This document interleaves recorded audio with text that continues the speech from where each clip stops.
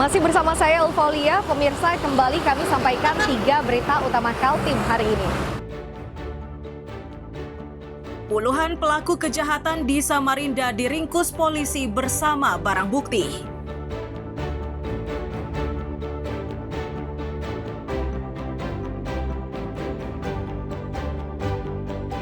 Di Balikpapan, peredaran beras tidak sesuai standar dari beberapa merek dagang berhasil diungkap.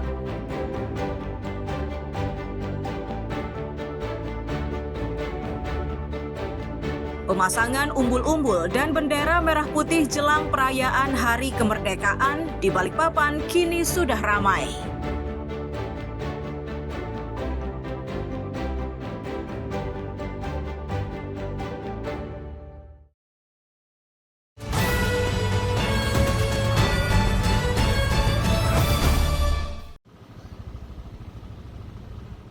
Pemasangan umbul-umbul lengkap dengan bendera merah putih jelang perayaan HUT ke-80 Kemerdekaan RI sudah menghiasi permukiman warga di Balikpapan. Tidak hanya kawasan permukiman, kondisi serupa juga terlihat di sepanjang jalan protokol, seperti terpantau di kawasan Jalan MT Haryono. Agar pemasangannya bisa dilakukan dengan lebih serentak, pihak kecamatan pun turut bergerak. Mereka meminta agar kelurahan dan RT setempat terus memberikan imbauan untuk memasang bendera merah putih.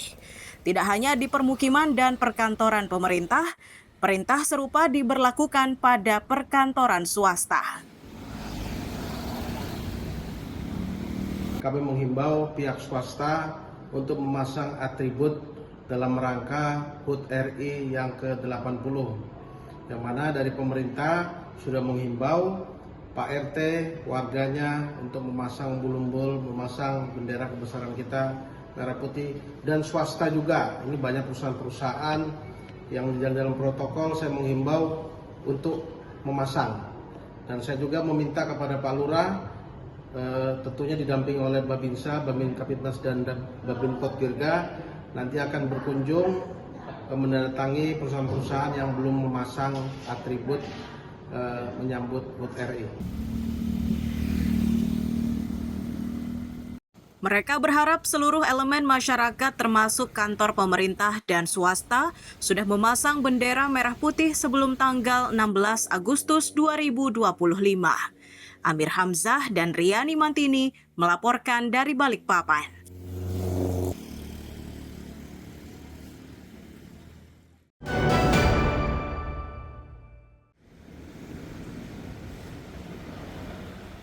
Penjual bendera dan umbul-umbul di wilayah Balikpapan kini sudah ramai. Salah satunya di kawasan Jalan Jenderal Ahmad Yani.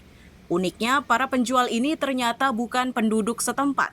Mereka umumnya berasal dari Pulau Jawa, terutama dari Jawa Barat.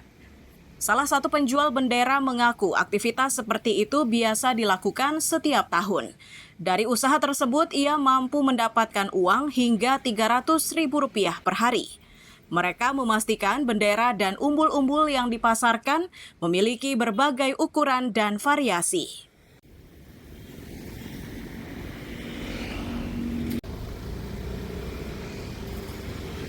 Di tahun ini, ya alhamdulillah, Neng, dengan kemarin waktu ada kabar IKN itu, Abah rasakan sama itu, nggak ada bedanya. Sama ya? Sama. Kalau boleh tahu omset sehari itu bisa sampai berapa, Bang? Abah tuh penghasilan ya, kalau penghasilan nggak bisa ditentukan, kadang-kadang dapat 300, kadang-kadang 200, ya gitulah. Meski memiliki semangat tinggi untuk berdagang, namun hingga pekan pertama Agustus angka penjualannya diakui masih sepi. Bahkan mereka menyebut jumlahnya jauh menurun dibanding tahun sebelumnya. Diduga kondisi ini terjadi karena para pembeli hanya menyukai umbul-umbul dengan model terbaru. Dominannya agak lumayan laku. Ini dari Pandiri ya. Ya modelnya baru, terus murah lagi harganya. Berapa kalau umbul-umbul itu? Yang ini kita jual 70.000, paling ditawar sekitar 60.000 jadi. Oh, oke, siap. Untuk melihat animo masyarakat nih dalam pembelian bendera tahun ini dibanding tahun sebelumnya gimana? Kalau animonya sih tahun lalu sih, sekarang mah agak kurang. Para penjual bendera dan umbul-umbul ini berharap seluruh dagangannya terjual habis agar mereka pulang dengan membawa sedikit keuntungan untuk keluarga di rumah. Amir Hamzah dan Riani Mantini melaporkan dari Balikpapan.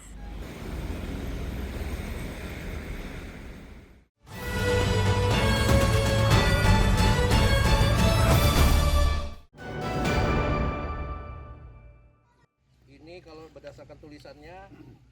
Sejumlah warga di perumahan Bukit Temindung Indah, Mugirejo, Samarinda, Senin siang menggelar simulasi penggunaan mesin pompa pemadam kebakaran. Simulasi itu dilakukan setelah mereka menerima bantuan mesin pompa air dari pemerintah kota Samarinda melalui program Pro Bebaya tahun 2025. Staf analis bidang kebakaran Satpol PP Provinsi Kalimantan Timur menyatakan, warga yang hadir ini merupakan perwakilan dari masing-masing RT, termasuk juga kelompok relawan tangguh bencana Mugirejo. Pelatihan ini diberikan untuk memberikan pemahaman tata cara pemanfaatan mesin tersebut. Ini kita gunakan untuk mengantisipasi terkait dengan potensi kejadian kebakaran yang bisa terjadi kapan saja di lingkungan perumahan kami. Oleh karenanya kami memberikan semacam edukasi dan kemudian menambahkan wawasan. Kebetulan saya berdinas di bidang kebakaran Satuan Polisi Pamung Praja Provinsi Kalimantan Timur yang sudah mendapatkan ilmu, dan ini kita transfer kepada masyarakat bagaimana terkait dengan teknis penggunaan alat pemadam kebakaran ini. Kedepannya, warga berharap bantuan penunjang lain seperti hidran kering. Peralatan tersebut sangat dibutuhkan untuk area tanpa sumber air. Amir Hamzah dan Iswanto melaporkan dari Samarinda. Kemudian yang selang, kemudian yang